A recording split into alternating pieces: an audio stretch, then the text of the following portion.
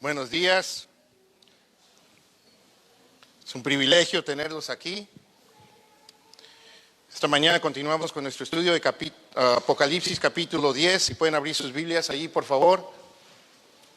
Vamos a leer los 11 versículos de este capítulo. Vamos a orar y vamos a estudiar la palabra de Dios.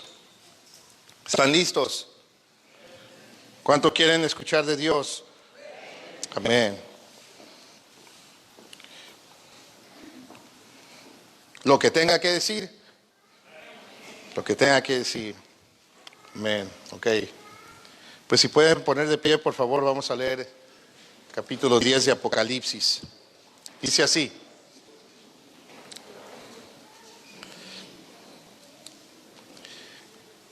Vi a otro ángel poderoso que descendía del cielo envuelto en una nube. El arco iris estaba sobre su cabeza, su rostro era como el sol y sus pies como columnas de fuego. Tenía en su mano un librito abierto.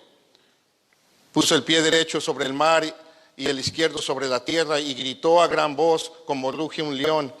Y cuando gritó, los 7 truenos emitieron sus voces.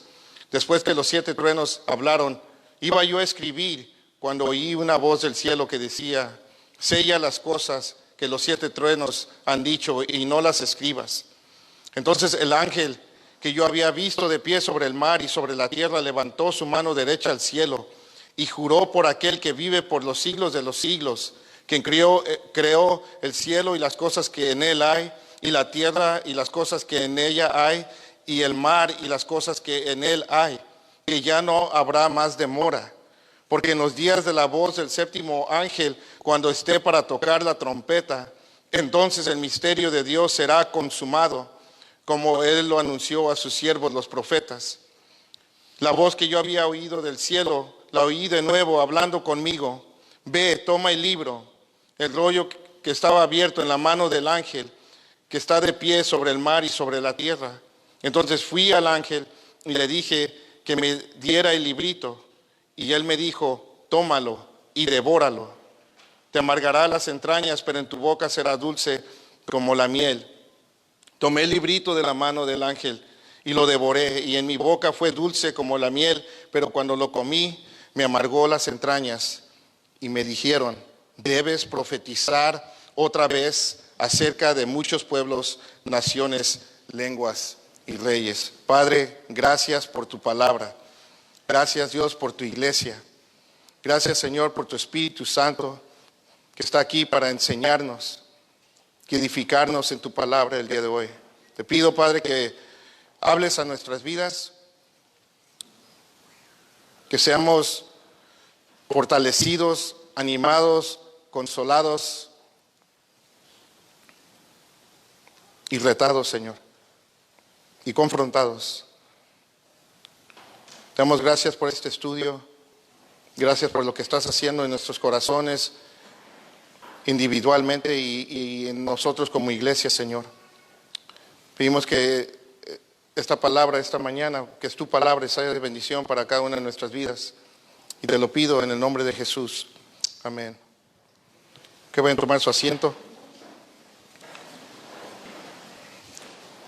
Pues nos encontramos en la tercera sección del libro de Apocalipsis, en las cosas que deben suceder después de estas, después de la era de la iglesia, después de que la iglesia es llevada en el rapto por nuestro Señor Jesucristo, de ese tiempo en el futuro cuando Dios va a traer su juicio sobre el mundo, ese evento que va a venir y nada lo puede detener, que deben de suceder. Dios va a visitar este mundo con su ira y va a juzgar el mundo por 7 años, y es ese tiempo conocido como la gran tribulación. Y estamos viendo que el libro de Apocalipsis tiene el propósito de animar y consolar a la iglesia de todos los tiempos. Pero también estamos viendo que tiene el propósito de despertar y desafiar a la iglesia a tomar en serio el evangelizar, de compartir el evangelio con los perdidos. Y esta mañana va a continuar haciendo eso, va a continuar desafiándonos, va a continuar despertándonos a esta realidad y lo que nosotros debemos estar haciendo como siervos de Dios para poder cumplir con esta misión, la gran comisión que Dios le ha encargado a su iglesia. Entonces la palabra de Dios nos enseña claramente que Dios es un Dios de orden. Amén. Todo lo que Él hace, lo hace con orden. Aún su juicio y su ira que Él va a derramar sobre este mundo, lo va a hacer con orden. Y eso es lo que estamos viendo, hemos estado viendo desde el capítulo 6 en adelante, en los capítulos que hemos estado estudiando. Hemos visto en el capítulo 6 a Jesús abrir 6 de los 7 sellos del rollo que estaba en la mano derecha del Padre. Y cada sello desató un juicio sobre la tierra. Luego hubo un intermedio, hubo como una pausa, un paréntesis, donde se detiene el juicio de Dios por un momento. Y vimos que en el capítulo 7, 144,000 judíos fueron sellados. Y vemos allí los santos de todas las naciones que van a ser salvos durante la gran tribulación, allí adorando a Dios delante de su trono. Y después en el capítulo 8 vemos que Jesús abre el séptimo sello. Entonces en medio del sexto sello y el séptimo sello hay una pausa, un intermedio.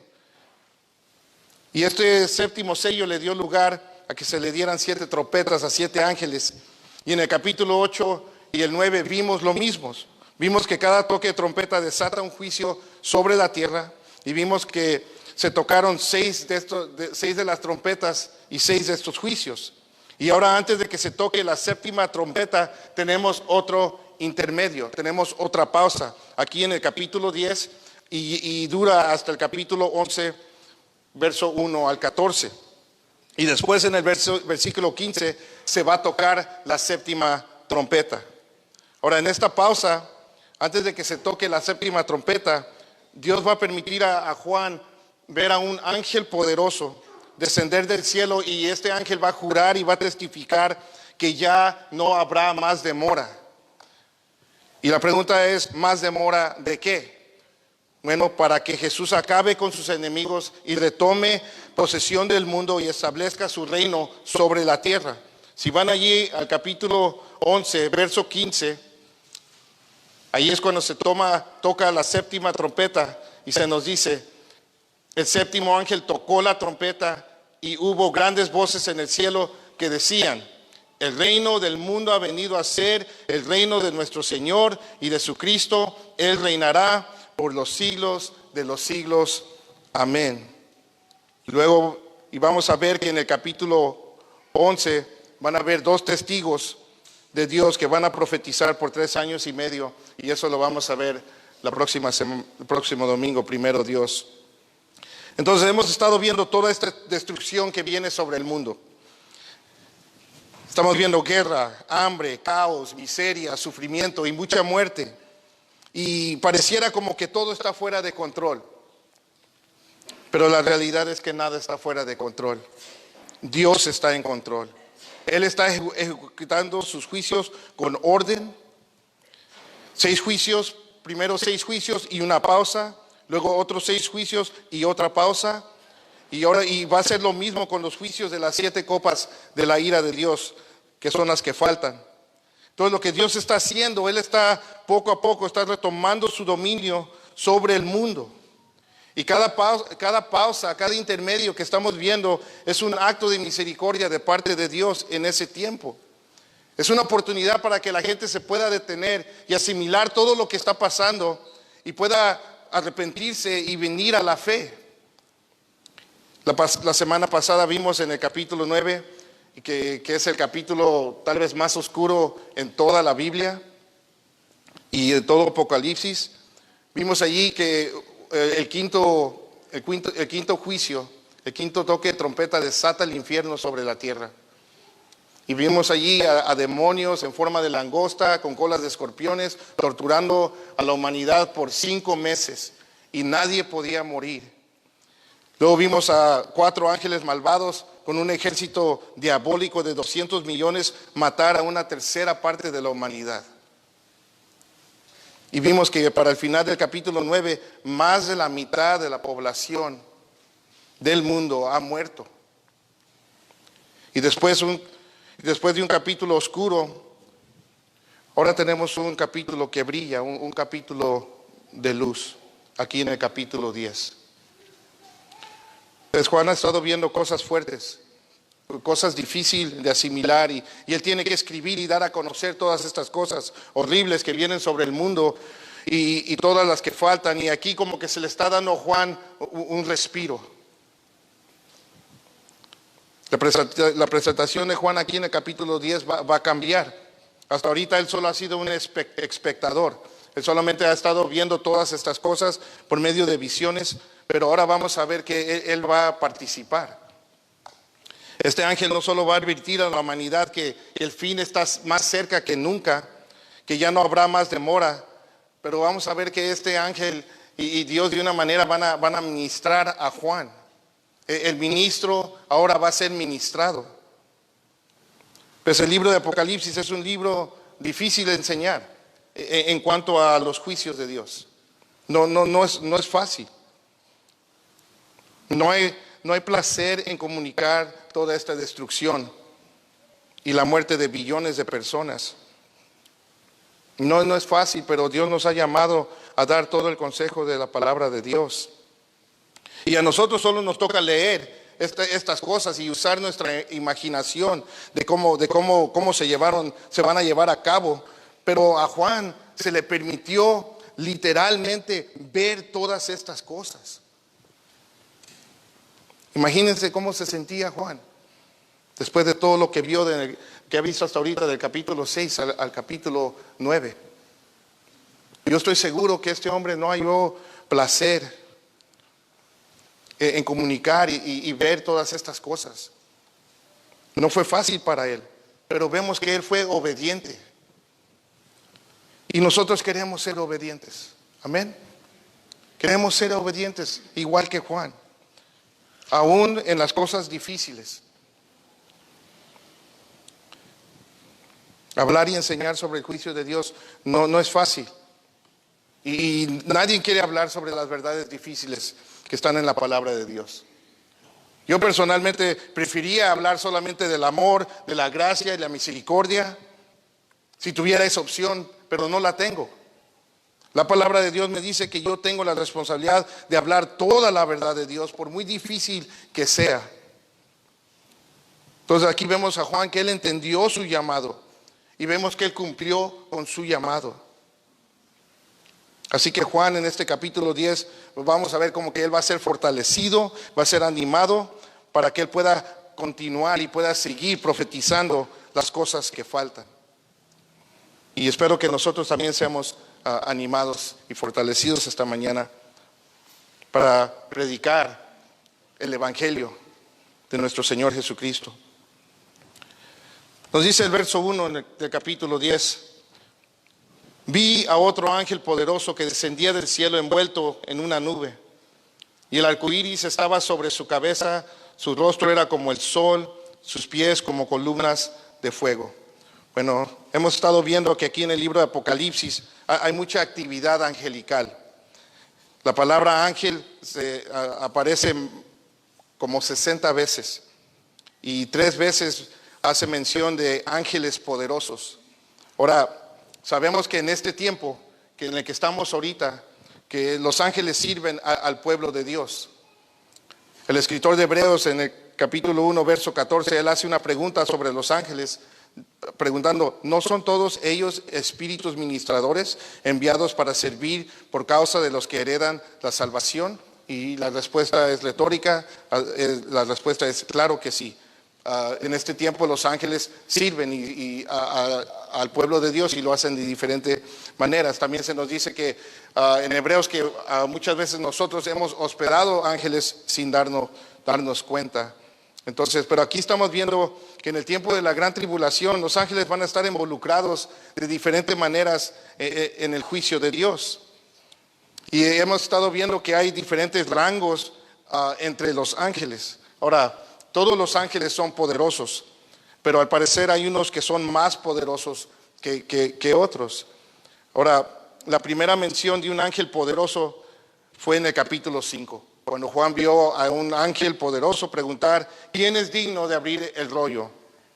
Y ahora Juan ve a otro ángel poderoso descender del cielo. Ahora, hay dos diferentes posturas entre los comentaristas y muchos maestros de la Biblia que respeto mucho. Hay dos diferentes opiniones y de nuevo este es uno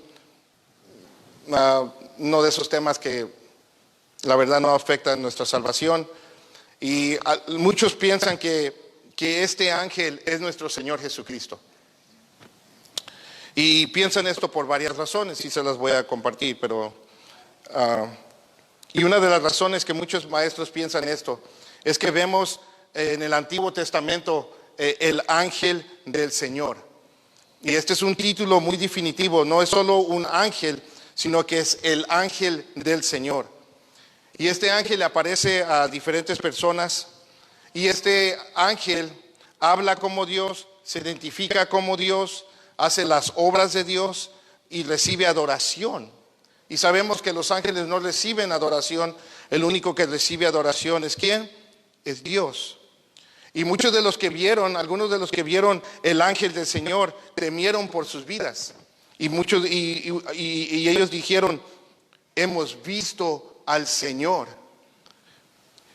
Y creemos que este ángel del Señor en el Antiguo Testamento es nuestro Señor Jesucristo.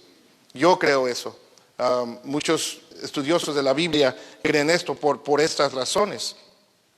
Pero esto es algo que ya no vemos en el Nuevo Testamento. Después de la encarnación de nuestro Señor Jesús, después de su nacimiento virginal, ya no vemos el ángel del Señor aparecer. Y por eso algunos piensan que este ángel es Jesús. Y otra razón es por la manera que Juan lo describe. Dicen que es muy similar a la descripción que Juan nos da de Jesús en el capítulo 1. Ahora, después de decir todo eso, yo personalmente soy de los que piensa que este no es nuestro Señor Jesucristo.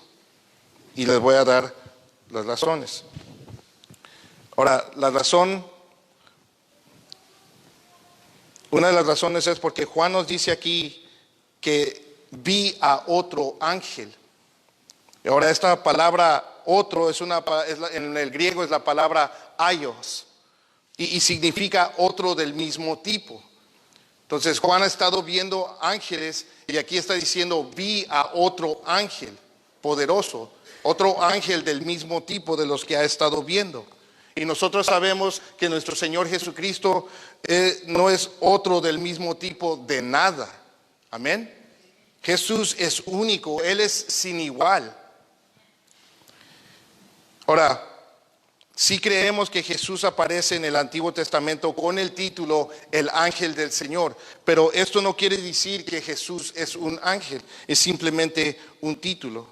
Y es un título que nunca se le da en el Nuevo Testamento. Recuerden, nuestro Señor Jesús es eterno, Él siempre ha existido. Y antes de su encarnación, creemos que Él aparecía en el Antiguo Testamento de diferentes maneras a las personas, con el título El ángel del Señor. Y otra razón por cual no creo que es Jesús es que cada vez que Juan menciona a Jesús aquí en el libro de Apocalipsis, él le da un título que es único, que lo identifica claramente. Le ha llamado, nomás por mencionar unos, el testigo fiel y verdadero, el alfa y el omega, el primero y el último, el cordero inmolado, el león de la tribu de Judá. Entonces aquí, si esto fuera Jesús, Juan simplemente le daría un título que lo identificaría claramente.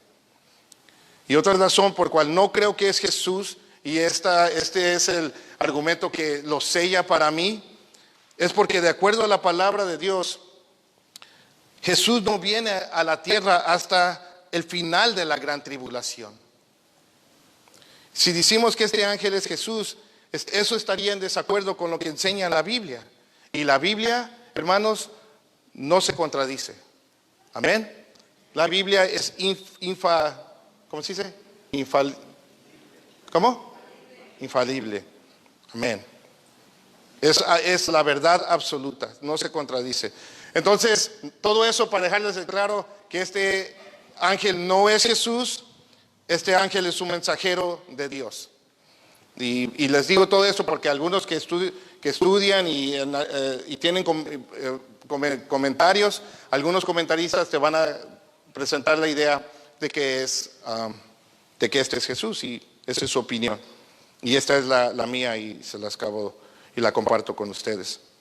Ahora, este es un ángel y es un mensajero de Dios.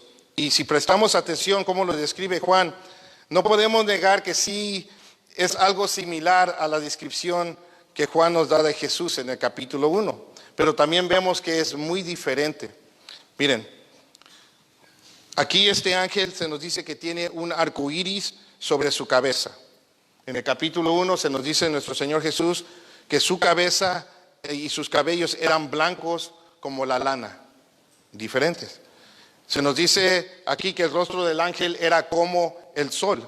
En el capítulo 1 se nos dice nuestro Señor Jesús que su rostro era como el sol cuando resplandece con toda su fuerza. Entonces hay más potencia en el rostro de nuestro Señor Jesucristo que este ángel.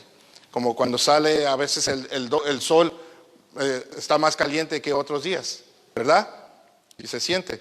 Pues hay algo similar, hay más gloria en el rostro de nuestro Señor Jesús.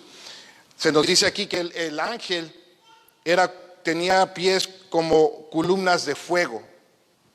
Y en el capítulo 1 se nos dice de Jesús que sus pies eran semejantes al bronce bruñido. Entonces vemos que no son exactamente iguales, pero sí hay algo de similitud. Entonces este ángel poderoso es un representante de Dios con algunas características de Dios, pero no es Jesús. El arco iris sobre su cabeza es la señal del pacto de Dios. Su rostro como el sol es una expresión de una gloria revelada.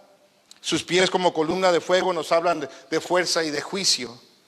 Entonces este es un ángel obviamente de mucha importancia, un ángel que viene de Dios con algunas características de Dios, un ángel que ha estado en la presencia de Dios. Y aquí hay un principio muy importante para nosotros, hermanos. ¿Qué pasa cuando tú y yo pasamos tiempo en la presencia de Dios?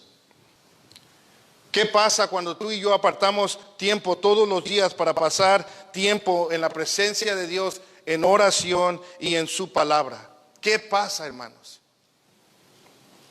El Señor nos conforma a la imagen y semejanza a su Hijo Jesucristo. Amén. Eso es lo que nos enseña la palabra de Dios. Cuando tú y yo dedicamos tiempo a buscar al Señor, estar en su presencia, tú y yo vamos a reflejar a Jesús más y más. Las características de Jesús. Y la gente va a ver algo diferente en nuestras vidas. Y entre más tiempo pasamos en su presencia, la gente va a ver menos de nosotros y va a ver más de Jesús. Nosotros vamos a menguar más y Él va a crecer más en nuestras vidas. Como Moisés cuando estuvo en el monte de Sinaí, en la presencia de Dios, por 40 días.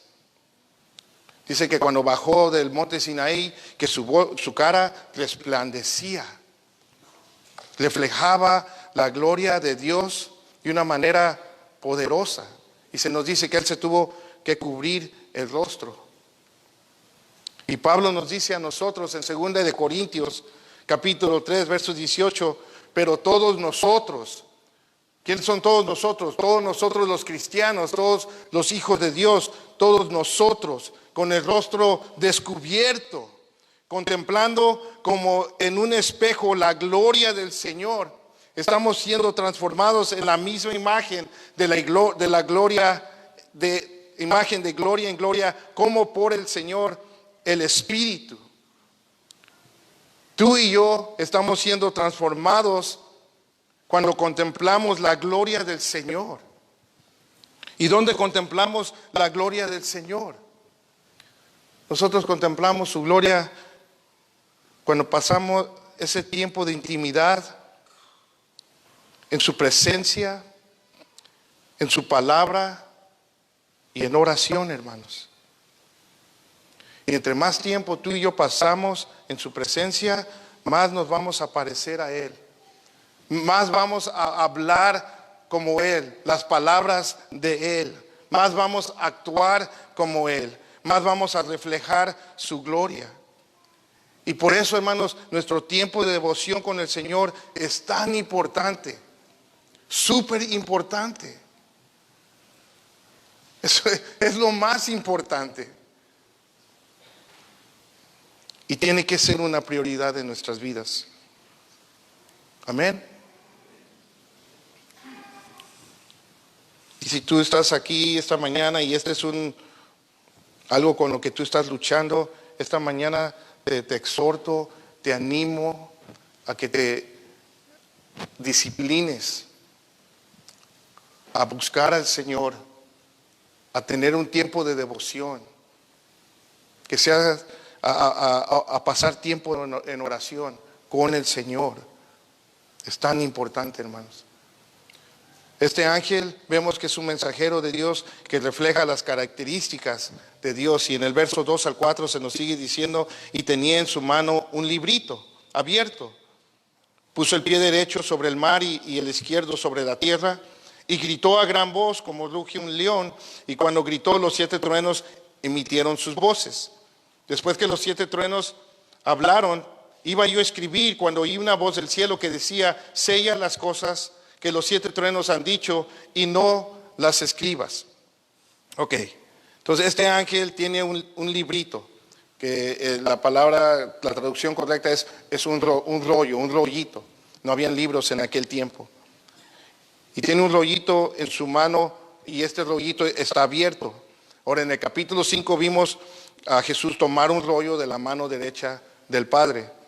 Y algunos creen que este rollito que tiene el ángel en su mano es diferente al rollo del capítulo 5. Y piensan esto por la manera que Juan describe este rollito. Le usa otra palabra y la palabra es rollito. En el capítulo 5 usa la palabra rollo. Pero en el verso 8, cuando la voz del cielo le da el mandato a Juan de que devorara el libro, se usa la palabra rollo, igual que en el capítulo 5. Entonces,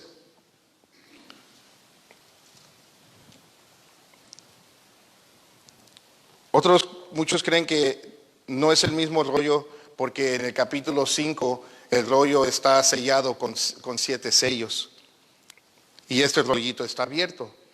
Pero tenemos que recordar que Jesús ya abrió el rollo, ya le quitó los 7 sellos y el libro está completamente abierto. Entonces tiene sentido que este rollito sea el mismo rollo y que ahora ya está completamente abierto. Y por eso yo creo que es el mismo rollo. Esa es mi interpretación. Y creo que Juan le llama un rollito porque se ve pequeño este rollo en la mano del ángel. Pues este ángel está grande, muy grande, es como un ángel gigante. Se nos dice que pone el pie derecho sobre el mar y su pie izquierdo sobre la tierra. Entonces nos está hablando de un ángel grandísimo, porque no está diciendo que el ángel está allí en la orilla del mar con un pie en el agua y el otro pie en la arena. Esa no es la imagen que se nos está pintando aquí. Él está hablando de un ángel muy grande. Y al hacer esto el ángel está estableciendo un dominio universal. Y eso es lo que Dios está haciendo. Él poco a poco está retomando su dominio sobre todo el mundo. Por eso estos juicios, por eso está pasando todo lo que está pasando. Y por eso creo que este rollito es el mismo rollo que Jesús ya abrió.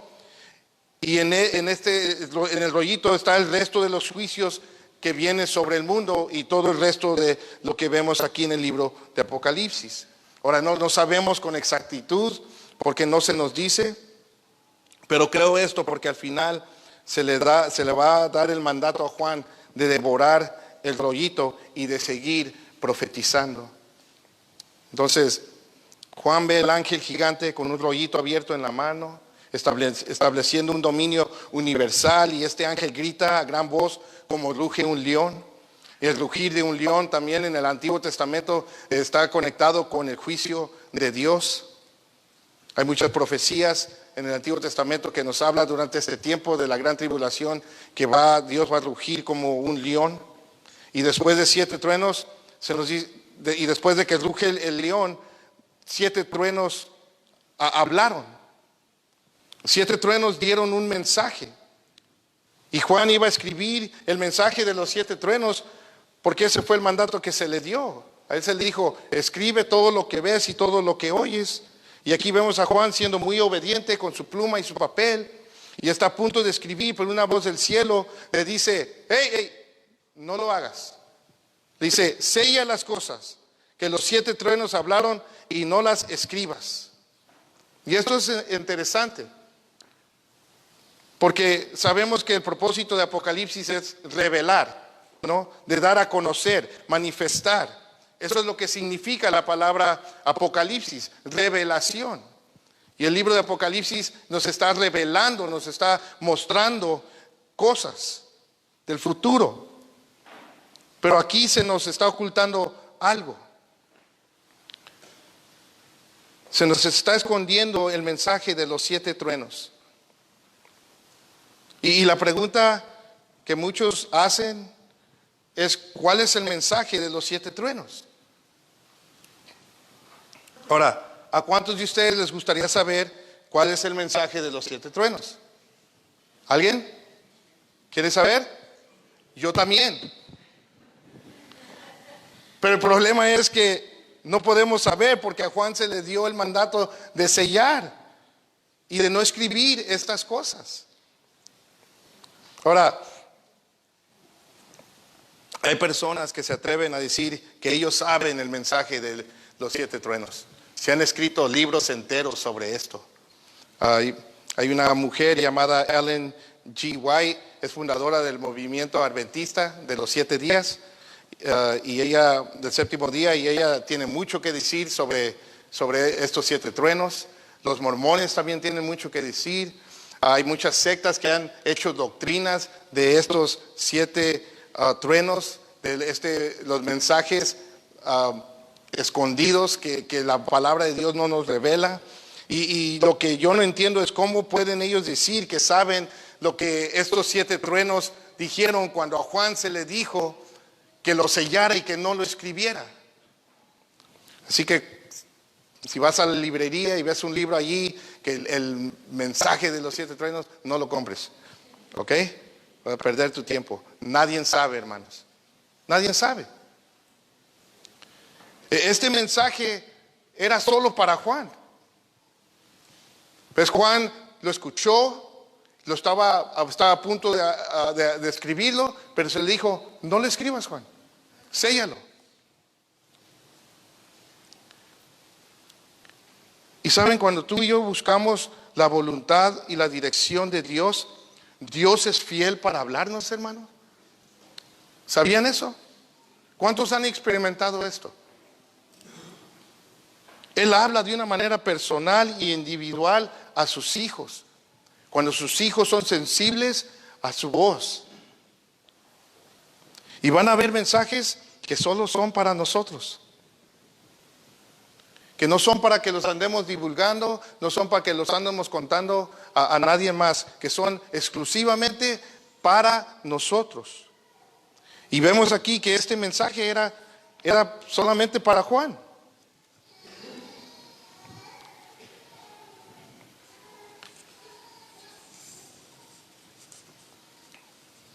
Dios habla, hermanos, por medio de su palabra, por medio de los sermones, por medio de circunstancias. Y a veces los mensajes son solo para nosotros, hermanos. Amén. No son para la esposa, no son para el esposo, no son para el vecino, no son para el hermano, ¿no? Escuchamos cosas y decimos, y esto es para aquel hermano de allá. Y muchas veces tenemos esa actitud. ¿Cuántos de nosotros nos hemos encontrado estudiando la palabra de Dios y Dios claramente habla algo directamente a nuestro corazón?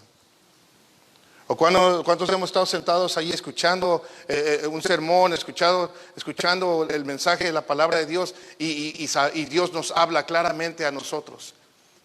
Y sabemos y decimos, yo necesitaba escuchar eso. Yo sé que eso era de parte de Dios especialmente para mí. ¿Lo hemos experimentado? Todos lo hemos experimentado. Y si no, vamos a orar por ti después del servicio, para que Dios te hable. Dios habla, hermanos. Y este mensaje era solo para Juan. Y al parecer Juan se lo llevó a la tumba, porque nadie sabe el mensaje de estos 7 truenos. Ahora, esto también nos recuerda que hay cosas en la palabra de Dios que no se nos va a permitir conocer.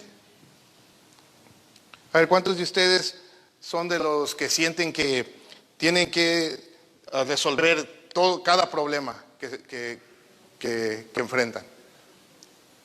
Que tienen que tener una respuesta para todos, para toda pregunta. ¿Cuántos son de los que quieren saber todo? Ahorita dijeron que querían conocer el mensaje de los 7.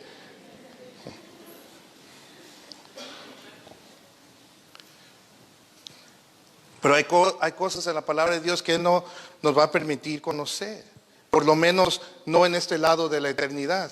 ¿Ves? En Éxodo 29 se nos dice: las cosas secretas pertenecen al Señor nuestro Dios. Hay cosas secretas que exclusivamente le pertenecen solamente al Señor, que no son para nosotros. ¿Y saben algo? Hay bendición en no saberlo todo. Hay mucha bendición. Y una de las bendiciones en no saberlo todo es que eso nos mantiene humildes, hermanos. Miren, cuando nosotros pensamos que lo sabemos todo, ¿no?, que tenemos la respuesta a todo, ¿saben lo que pasa? Nos podemos llenar de orgullo. No lo sabemos todo, pero pensamos que lo sabemos todo. No tenemos todas las respuestas, pero pensamos que tenemos todas las respuestas. Y cuando tenemos esa actitud nos podemos llenar de orgullo. Pero cuando tú y yo reconocemos que no tenemos todas las respuestas, cuando tú y yo reconocemos que no tenemos la solución para todos los problemas, eso va a producir en nosotros humildad y nos va a quitar la presión de que lo tenemos que saber todo. No lo tenemos que saber todo, hermanos. Y esto nos va a ayudar a poder tener la misma actitud que tuvo el salmista en Salmo 131 del verso 1 al 2. El salmista dice: Señor, mi corazón no es soberbio, ni mis ojos altivos, no ando tras las grandezas, ni en cosas demasiado difíciles para mí, sino que he calmado y acallado mi alma como un niño destetado en el regazo de su madre, como un niño destetado en mi alma dentro de mí. Pues la actitud del salmista era una actitud de una humilde confianza en el Señor, en Dios. Él dice: no busco conocer cosas demasiadas grandes para mí, Señor. Yo, como un niño, yo pongo mi confianza en ti. Y si hay cosas que no entiendo, que no me quieres revelar, está bien, Señor. Yo simplemente voy a confiar en ti. Pues las cosas secretas pertenecen al Señor nuestro Dios. Entonces, el no saberlo todo nos va a mantener humildes y confiando totalmente en el Señor. Y otra bendición que hay en no saberlo todo es que también nos va a mantener estables, hermanos. Miren, en esta vida vamos a pasar por muchas cosas que no vamos a entender. Amén. Hemos pasado, todos. Vamos a pasar por pruebas, tribulaciones, sufrimientos. Y estas cosas, si no estamos bien arraigados en el Señor, nos pueden hacer tambalear. Y nos vamos a encontrar en cuestionando a Dios: ¿por qué, Señor, me está pasando esto? ¿Por qué aquello? ¿Por qué? ¿Por qué? ¿Y por qué? Y saben, si el Señor nos respondiera a todos nuestros por qué, así como somos capaces de ponernos a alegar con Él. Pero ¿saben que Dios nunca promete explicarnos el porqué de las cosas? Pero sí promete una paz que sobrepasa todo entendimiento. Pues en la Biblia no hay ni un versículo que promete que vamos a entender todas las cosas. Es más, el apóstol Pablo en 2 Corintios, él dice lo siguiente en capítulo 13, verso 12. Él reconocía esto. Él dice: porque ahora vemos por un espejo veladamente, pero entonces veremos cara a cara. Ahora conozco en parte, pero entonces conoceré plenamente como he sido conocido. En esta vida solamente conocemos en parte, refiriéndose a las cosas de Dios. Pero viene el día cuando conoceremos plenamente como hemos sido nosotros conocidos. Entonces, cuando pensamos que tenemos que saber por qué pasan las cosas o por qué no pasan las cosas, nosotros vamos a vivir vidas inestables. Nuestras vidas van a ser sacudidas. Pero cuando nosotros podemos llegar a ese punto en nuestras vidas y poder decir: ¿sabes qué? Yo no sé por qué, yo no sé cómo, lo único que sé es que conozco al que está en control de todas las cosas y con eso me basta. Entonces tú y yo vamos a poder vivir vidas estables. Cuando tú y yo tenemos esta actitud, vamos a poder vivir vidas estables. ¿Saben? Una de las cosas que la cruz del Calvario nos grita todo el tiempo a nosotros es: confía en mí. Yo le he dado todo por ti. Yo morí en la cruz en tu lugar. Yo te amo y tú puedes confiar en mí. Y no solo para la vida eterna. Tú puedes confiar en mí ahorita por lo que estás pasando en tu vida ahorita. Y eso es tan cierto, hermanos. La salvación que el Señor nos proveyó no solamente para que confiemos y tengamos fe para esa salvación futura, sino es para que confiemos en Él en todas las situaciones y en todas las cosas que vivimos a diarios en esta vida. Yo no sé el porqué de muchas de las cosas. Yo me he hallado preguntándome: ¿y por qué esto, Señor? ¿Por qué aquello? Lo he hecho. Y yo sé que muchos de ustedes lo han hecho también. Y hay muchas cosas que yo no entiendo. Pero al final llego a una conclusión. No sé por qué, el porqué de todo, de muchas cosas, pero sé en quién he confiado. Amén. Y esa es la conclusión que debemos de llegar todo el tiempo. Sabemos en quién hemos confiado. Pablo en 2 Timoteo 1:12 es su actitud. Él dice: por lo cual también sufro estas cosas. Pablo pasó por muchas cosas difíciles en sus vidas, muchas cosas que él muchas veces no entendió. Y él dice: por lo cual también sufro estas cosas. Y él dice: pero no me avergüenzo, porque yo sé en quién he creído. Y estoy convencido de que Él es poderoso para guardar mi depósito hasta aquel día. Y esa tiene que ser nuestra actitud también, hermanos. Amén. Es una bendición no saberlo todo. Nos mantiene humildes y nos mantiene estables. A Juan se le da ahora el mandato aquí de no escribir el mensaje de los 7 truenos. Y ahí vemos que está el ángel con el rollito en su mano.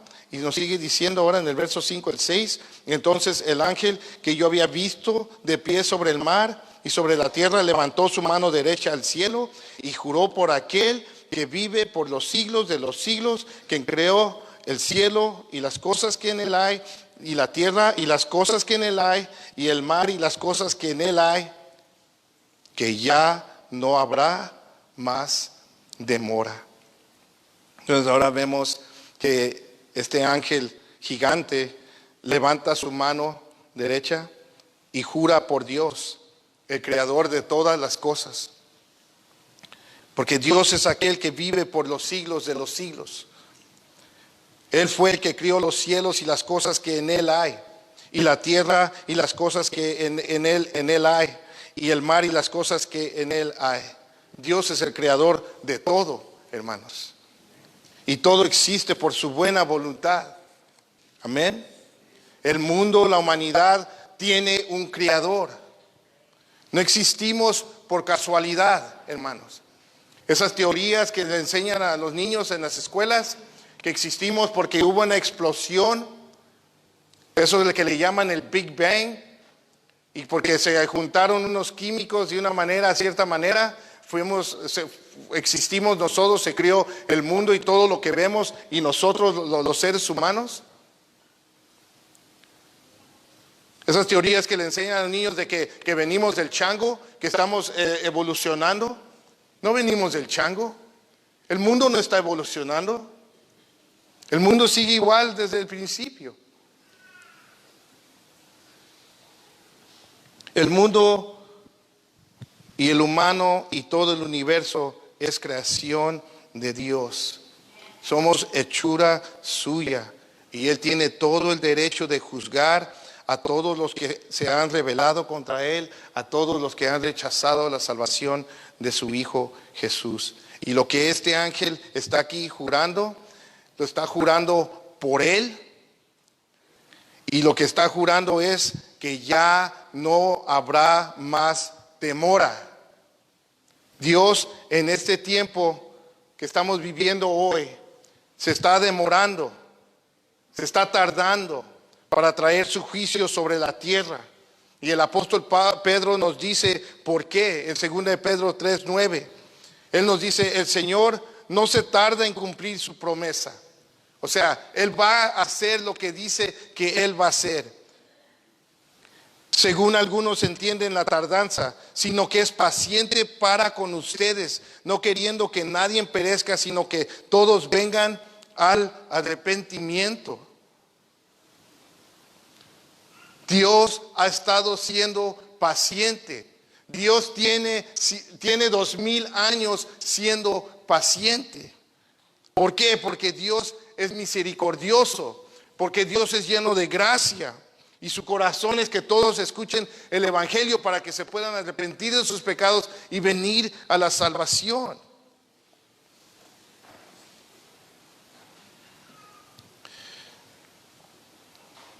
Y estamos viendo que aún en medio de su juicio, Él está siendo misericordioso. Aún en el tiempo de la gran tribulación, Él está dándole a la humanidad una oportunidad para que se puedan arrepentir.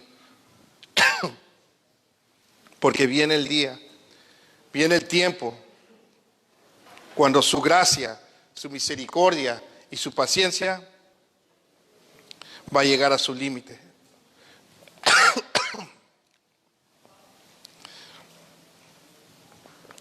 Perdón.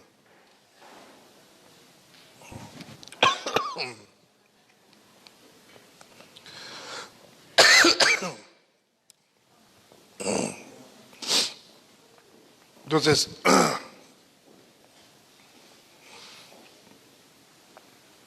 para este tiempo que estamos viendo aquí, del capítulo 10 de Apocalipsis. Gracias, muchas gracias.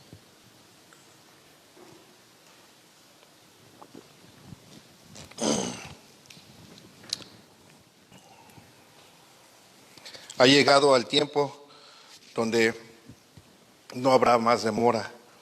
Estamos viendo que Jesús ya derramó 6 juicios en los sellos, ya derramó 6 juicios de trompeta, y ahora faltan solamente las 7 copas de la ira de Dios. En este tiempo de la gran tribulación, el fin está más cerca que nunca, hermanos. Jesús va a acelerar su juicio y pronto va a ser la consumación de todas las cosas.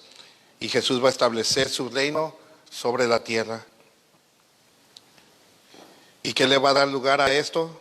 Se nos dice allí en el verso 7, porque en los días de la voz del séptimo ángel, cuando esté para tocar la trompeta, entonces el misterio de Dios será consumado, como Él lo anunció a sus siervos, los profetas. Entonces el toque de la séptima trompeta le va a dar lugar al fin de todas las cosas. No va a ser el fin todavía, pero va a faltar muy poco tiempo. Ahora, la palabra misterio en la Biblia no significa que es algo que nadie sabe, y que tienes que investigar para tratar de averiguar, porque eso es lo que significa la palabra misterio. Hay un misterio y la única manera para averiguar el misterio es investigando o buscando la respuesta. Pero en la palabra de Dios no significa eso. En la palabra de Dios, la palabra misterio significa algo imposible de saber, al menos que sea revelado. Algo que ha sido escondido, pero que ha sido revelado. Y Dios nos ha revelado muchas cosas en su palabra. Y estas cosas en la Biblia se les llama misterios. Ahora, no porque son cosas ocultas que nadie sabe, sino porque son verdades que Él mismo nos ha revelado. Por ejemplo, en Romanos capítulo 11, verso 25, Pablo le llama un misterio a la salvación de todos los judíos en el fin de los tiempos. En Efesios capítulo 3, 11, Pablo le llama el propósito de Dios para su iglesia un misterio. En Colosenses 4, 3, Pablo le llama al evangelio un misterio. Y el misterio que será consumado después del toque de la séptima trompeta es el fin de todas las cosas. Dios anunció estas cosas a los profetas en el Antiguo Testamento. Muchos de los profetas anunciaron, profetizaron sobre el tiempo de la gran tribulación, y muchos de ellos ni sabían exactamente lo que estaban profetizando.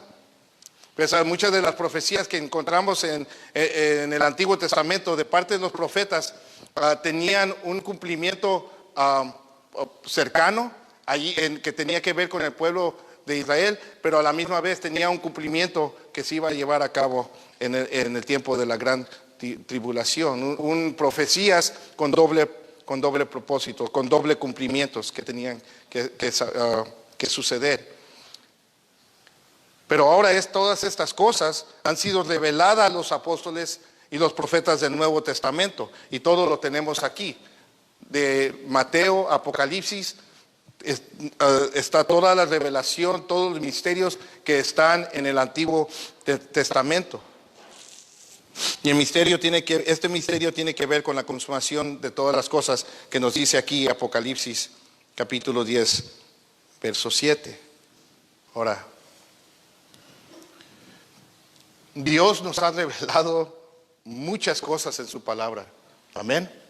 Mucho, demasiado. Como les digo, el Nuevo Testamento revela muchos de los misterios del Antiguo Testamento. Dios nos ha dado mucha luz, mucho conocimiento. Nos ha revelado por medio de su palabra quién es Él, quién somos nosotros, cuál es el problema del mundo.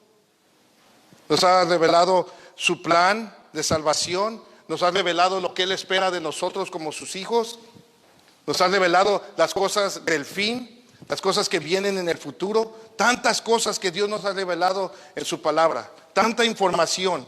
Y todo esto es para que nosotros podamos vivir vidas agradables delante de Él. Todas estas cosas, todo lo que nos ha revelado tiene propósito para que tú y yo podamos vivir vidas en victoria.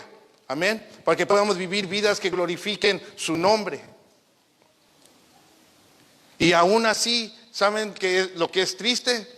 Hay muchos cristianos que se desesperan y se frustran por las cosas que no entienden en la palabra de Dios y ignoran las cosas que claramente nos enseña la palabra de Dios. Deuteronomio 29, 29, ya lo leímos, se nos dice que las cosas secretas pertenecen al Señor nuestro Dios. Ya entendimos eso, amén. Hay cosas que no son para nosotros, pero ese mismo verso sigue diciendo lo siguiente: pero las cosas reveladas nos pertenecen a nosotros y a nuestros hijos para siempre, a fin de que guardemos todas las palabras de esta ley. Entonces, hermanos, no se trata de lo que no sabemos, se trata de lo que sí sabemos, de lo que Dios claramente nos ha revelado en su palabra. Ahora, hay otro problema. Muchos ignoran lo que dice la palabra de Dios. Ignoran lo que dice la palabra de Dios porque no la leen, no la estudian, no la meditan y no la obedecen, hermanos. Y este es un serio problema en la vida de muchos cristianos. Un serio problema. Por eso muchos batallan en su caminar con Cristo. Por eso muchos no reflejan a Jesús. Por eso muchos no sirven en la obra. Por eso muchos viven vidas cristianas mediocres, que no glorifican a Dios. Todo cristiano tiene que tener la disciplina de leer y estudiar y meditar y obedecer la palabra de Dios. Todos. Y de nuevo, si esto es algo que tú no estás haciendo, Dios te está hablando, esta mañana. Y saben, este es el mandato que Juan recibe del cielo en los versos 8 al 10. A Juan se le sigue diciendo: la voz que yo había oído del cielo, la oí de nuevo hablando conmigo. Ve, toma el libro, el rollo, ves, aquí ya se le llama un rollo, que está abierto en la mano del ángel que está de pie sobre el mar y sobre la tierra. Y Juan fue obediente. Verso 9 dice: entonces fui al ángel y le dije que me diera el librito, y él me dijo: tómalo y devóralo. Te amargará las entrañas, pero en tu boca será dulce como la miel. Tomé el librito de la mano del ángel y lo devoré, y en mi boca fue dulce como la miel, pero cuando lo comí me amargó las entrañas. Entonces Juan recibe esta orden del cielo de ir con el ángel y pedirle que le dé el librito para que lo devorara. En otras palabras, el mandato que se le dio a Juan es de que leyera el rollo, que lo meditara, que lo digeriera. Y no solo para que supiera lo que decía o para que conociera su propósito, sino para que se hiciera parte de su hombre interior, para que la palabra de Dios se hiciera parte de él, se encarnara en él. Pues la palabra de Dios en la Biblia es comparada al pan, a la leche, a la carne, al agua y a la miel. Es comparada a todas estas cosas que nos nutre físicamente. Qué interesante, ¿no? ¿Por qué? Porque de la misma manera la palabra de Dios es lo único, escúcheme bien, es lo único que puede nutrir nuestro espíritu. Nada más. Pues a Juan no se le está ordenando a que se comiera el libro literalmente. Es algo simbólico. Y esta es una expresión que muchos usan hasta el día de hoy, ¿no? Cuando con personas que leen mucho, no usan estas expresiones, y se devoró el libro, se comió el libro. Y esto es algo que vemos repetidamente en la palabra de Dios. Con el profeta Jeremías dice lo siguiente, algo igual, 15 al 16. Cuando se presentaban tus palabras, dice, yo las comía. Tus palabras eran para mí el gozo y la alegría de mi corazón. Con el profeta Ezequiel también se le dio el mismo mandato de comerse un rollo. Y vemos que Juan y Ezequiel fueron obedientes. Y Juan nos dice aquí que el rollo le fue amargo en sus entrañas, pero le fue dulce en su boca como la miel. Ahora, de la misma manera, hermanos, todo siervo de Dios, ¿cuántos son siervos de Dios? Si eres cristiano, eres siervo de Dios. Si dices, soy cristiano, pero no sirvo en la iglesia, no hago nada, no soy siervo de Dios. No, si tú eres cristiano, tú eres un siervo de Dios. Y todo siervo de Dios tiene que ser obediente. Todos tenemos la responsabilidad de devorar la palabra de Dios, de comer la palabra de Dios, de leer la palabra de Dios, meditar la palabra de Dios, para que se haga parte de nosotros, para que se encarne en nosotros, para que sea parte de nuestro hombre interior. Nosotros tenemos la responsabilidad de compartir el evangelio, de dar a conocer estas verdades a un mundo que se está perdiendo, hermanos. Y para que tú y yo podamos compartir la verdad, tenemos que conocer, ¿qué? La verdad.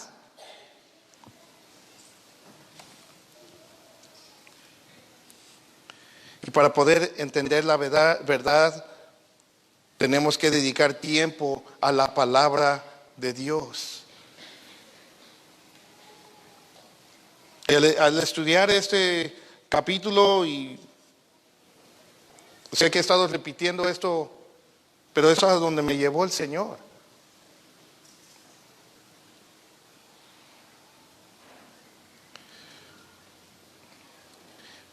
Tenemos que dedicar tiempo a la palabra de Dios. Pero ¿qué es lo que pasa muchas veces? ¿Cuál es la excusa de muchos? No tengo tiempo. ¿Han escuchado esa excusa? No tengo tiempo. No tengo tiempo. ¿Y saben que esa excusa es una mentira? Es una mentira.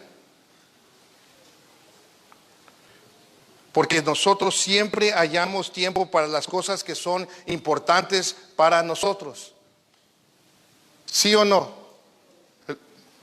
¿Perdón? ¿Verdad que sí? Cuando algo nos importa, cancelamos aquí, cancelamos allá y le damos prioridad a eso. Lo hacemos, todo lo hacemos.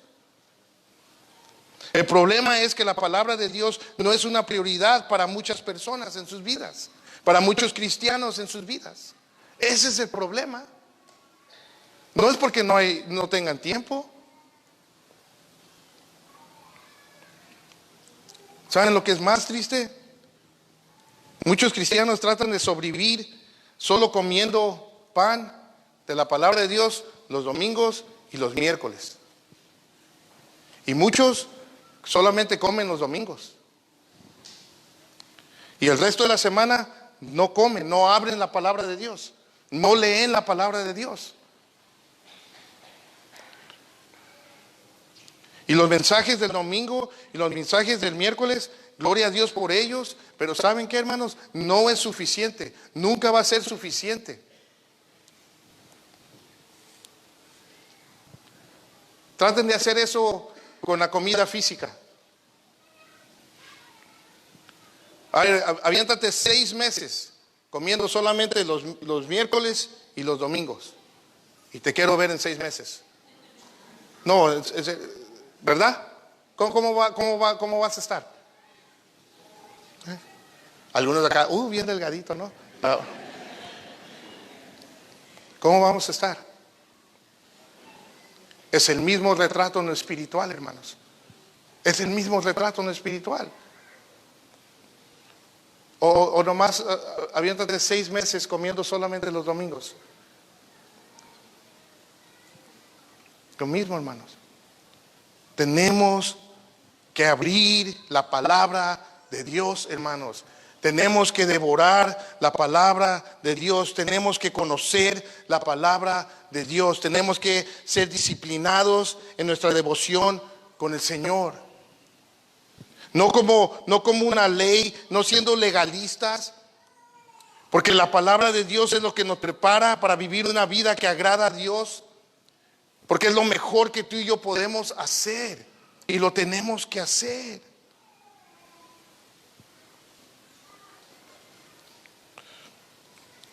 Miren, dedicamos mucho tiempo de nuestro tiempo libre en cosas que no tienen ningún provecho espiritual o eterno.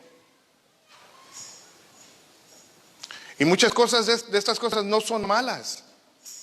Y no estoy diciendo que es malo.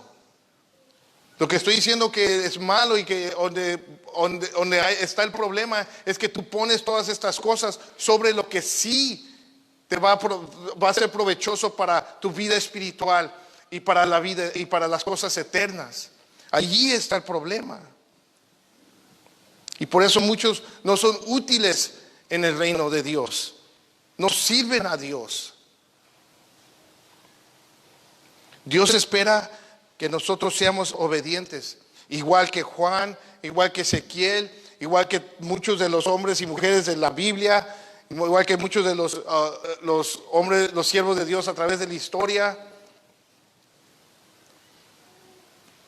Por eso estos hombres fueron usados por Dios.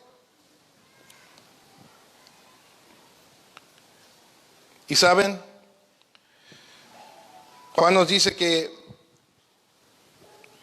le fue amargo en sus entrañas, pero le fue dulce en su boca. Y saben que la palabra de Dios va a causar el mismo efecto en nuestras vidas.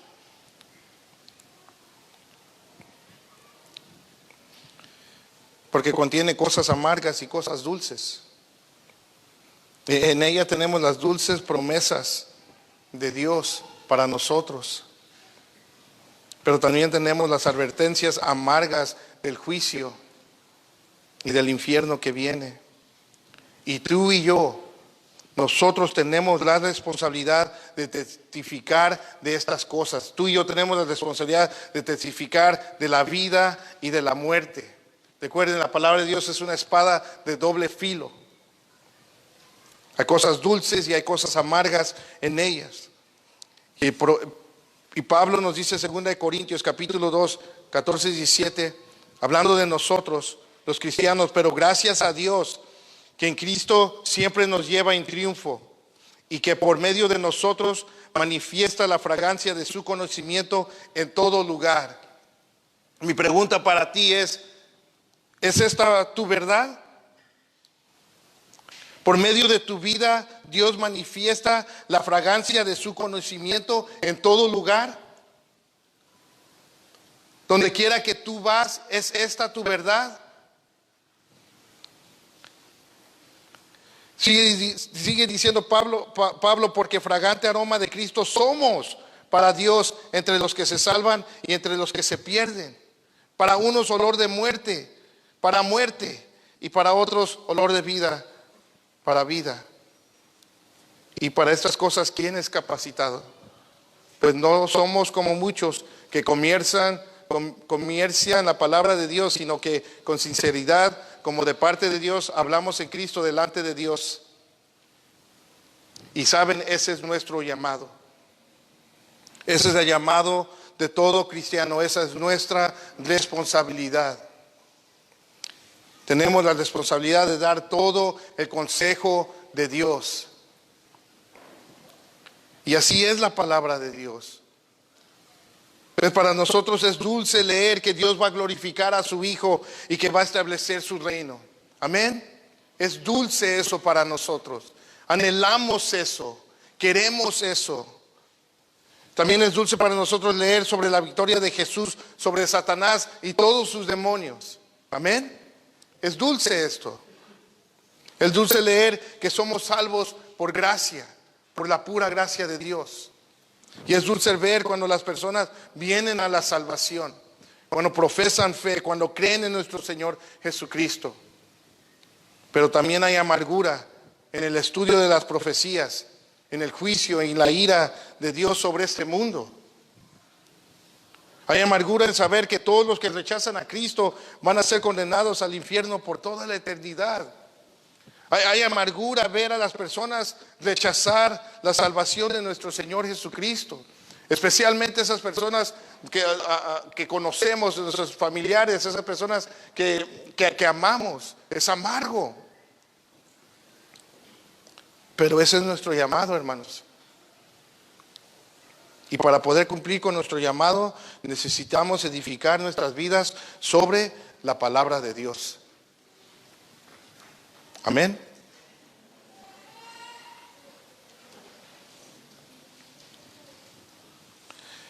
Terminamos con el verso 11.